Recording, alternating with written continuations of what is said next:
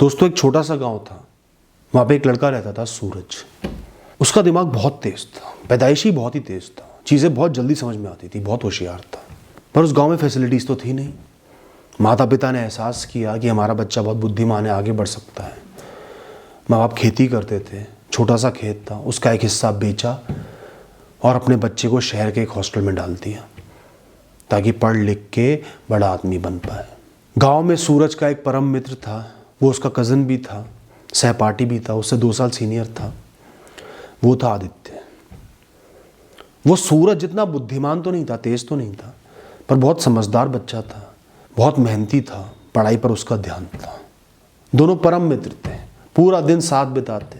सूरज क्या स्वभाव से थोड़ा चंचल भी था, उसका मन इधर उधर भटकता रहता था। आदित्य बहुत फोकस था, उसका ध्यान सिर्फ पढ़ाई पर, करियर पर, अच्छी चीज़ों पर था। और वो सूरज को हमेशा इंस्पायर करता, गाइड करता, उसके जो भी संशय होती, प्रॉब्लम्स होते, उनको सॉल्व करता, उसको प्रेरित करता कि तुझे ये बनना है, तू ये बन सकता है, तेरे अंदर ताकत है, क्षमता है, तू तो बहुत बुद्धिमान है, भविष्य तेरा सुनहरा है। दोनों आपस में हमेशा प्रोग्रेसिव बात करते, पॉजिटिव बात करते। और सूरज कभी निराश होता, भटक रहा होता, आदित्य उसको समझाता, सही राह पर लेकर आता। दोनों मस्ती भी खूब करते, साथ में खेलते।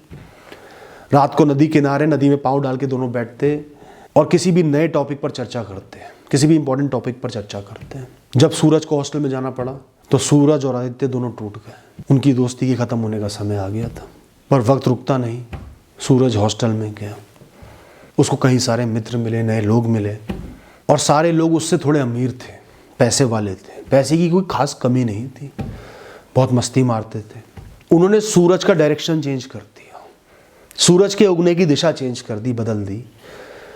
उन्होंने सूरज को मस्ती वाली, खुशी वाली दुनिया दिखाई, जहाँ मज़े थे, साथ बैठ के खूब सारे गप्पे होते थे, होमवर्क करने के समय में कॉमिक बुक्स पढ़ते थे, जहाँ पढ़ाई पर ज़्यादा विश्वास नहीं था, ना ज़्यादा इच्छा थी पढ़ाई करने की, हो जाएगी पढ़ाई भी, पढ़ाई सेकेंडरी थी, मस्ती करना पहले था। अब ये जीवन तो बहुत अच्छा था। सूरज चंचल भी था, बह गया ऐसे दोस्तों के साथ, वैसा ही बनते जा रहा था। उसे भी टीचर्स की गालियाँ खाने की आदत पड़ गई थी, जबकि गाँव में हर टीचर उसका सम्मान करता था। वो दोस्त बुरे लोग नहीं थे, उसको जानकर नहीं धकेल रहे थे, उनका जीवन जीने का तरीका यही था। धीरे धीरे सूरज का पढ़ाई में से ध्यान हट गया और साल के अंत में बहुत ही मुश्किल से सूरज पास हो पाया। माता पिता बहुत चिंतित हो गए। उन्होंने टीचरों से बात करी, सबने बताया कि इसकी दोस्ती यारी अच्छी नहीं है। तो माता पिता ने तुरंत ही उसको वहाँ से निकाला, अपने गहने बेचे और बड़े हॉस्टल में डाला। उस हॉस्टल में उसका जो रूममेट था अभिषेक, वो एक अमीर परिवार से आता था। उसके पिता वहाँ के नेता थे, पैसे की कोई कमी नहीं थी, पर वो बहुत डिप्रेस था, घर का माहौल अच्छा नहीं था, और पैसा था ही, वो नशे करता था, अपने डिप्रेशन से बचने के लिए नशे करता था। पढ़ाई तो बड़ी दूर की चीज़ है। शुरू में सूरज उससे बचता रहा, पर धीरे धीरे जब उसका इन्फ्लुएंस पड़ा, उसने सूरज को थोड़ा सा नशा कराया, जीवन का वो आनंद दिया, सूरज उसमें बह गया। अभिषेक सूरज को पैसे की कोई कमी नहीं होने देता, बढ़िया से बढ़िया चीज़ जो खुद के लिए लाता, सूरज के लिए भी ले आता। सूरज और बह गया, उसको अब मज़े की आदत पड़ गई, एक अच्छा लाइफस्टाइल जीने की आदत पड़ गई। उस साल सूरज फेल हो गया, अभिषेक भी फेल हुआ, पर उसके पिता ने अपनी पावर के, अपनी ताकत के दम पर उसको पास करा दिया। सूरज के माता पिता बहुत ही निराश हुए। उन्होंने फैसला किया कि अब इस बच्चे को वापस गाँव ही ले आते हैं। इससे ज़्यादा तो एक गाँव में पढ़ रहा था, वो उसे गाँव वापस ले आए। कम से कम नशों में तो नहीं पड़ेगा, बर्बाद तो नहीं होगा, खेती ही कर ले चाहे, मेहनत तो करेगा, गुजारा तो चलाएगा। गांव में सूरज एडजस्ट नहीं कर पाया, 2 साल बाहर रहा, बड़े अच्छे माहौल में रहा, मस्ती, पैसा, दोस्त, यार। वो दुखी और डिप्रेस रहने लगा। पहले अभिषेक की कंपनी की वजह से थोड़ा डिप्रेशन उसे भी हो गया था। वो हमेशा नेगेटिव बातें करता था, बुरी बातें करता था, जीवन को बुरे तरीके से देखता था, और गाँव का माहौल उसे सूट नहीं करा। अब उसे आदित्य भी बोरिंग लगने लगा, जो उसका परम मित्र था। उसकी बातें ही नहीं सुहाती, सिर्फ पढ़ाई की बातें करता है, भविष्य की बातें करता है, मस्ती तो करता नहीं। पर आदित्य उसका परम मित्र था, उसने हार नहीं मानी। उसको एहसास हो गया कि सूरज के साथ क्या हुआ है, वो बहुत चंचल था, किसी गलत भाव में बह गया है, पर मैं उसे भटकने नहीं दूंगा। धीरे धीरे आदित्य ने सूरज पर दोबारा पकड़ बनाई, थोड़ी सी मस्ती करने लगा आदित्य, ताकि सूरज को खुश कर सके, उसके जीवन में वापसी कर सके। उसने सूरज को खुद पर यकीन दिलाया कि तू बहुत बुद्धिमान इंसान है, तू बहुत कुछ कर सकता है, तेरे अंदर क्षमता है, क्षमता खत्म नहीं हुई है, सिर्फ राह भटकी है। वो उसे एक नशेड़िए के पास लेकर गया जो सड़क पर रहता था, बड़े बुरे हालात थे, महीनों से नहाया नहीं था। उसने सूरज को दिखाया कि नशे करने वालों की ये हालत होती है अंत में जाके। 4 दिन के मजे तो मिल जाएंगे, अंत यही होगा। एक दिन वो माता पिता की परमिशन लेकर सूरज को शहर ले गया, बड़े ऑफिस दिखाए, बताया कि बड़े होकर तू यहां होगा, तुझे लोग सलाम ठोक रहे होंगे, तेरे में इतनी काबिलियत है, तू वो करके दिखा सकता है।